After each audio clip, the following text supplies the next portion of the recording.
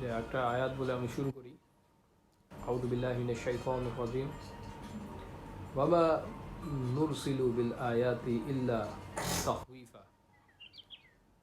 যে আমি শুধু ভয় দেখানোর জন্য আমার আয়াতগুলো প্রেরণ করি।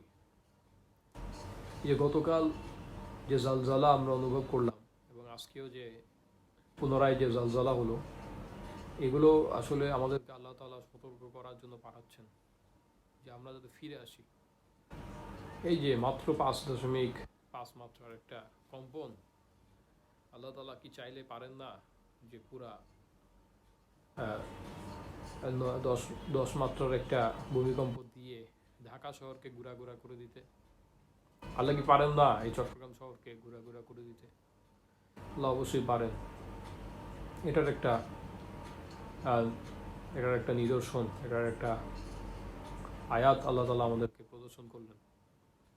তো আসুন আমরা ফিরে আসি, আমরা তাওবা করি এবং বেশি বেশি দান সদাকা করি।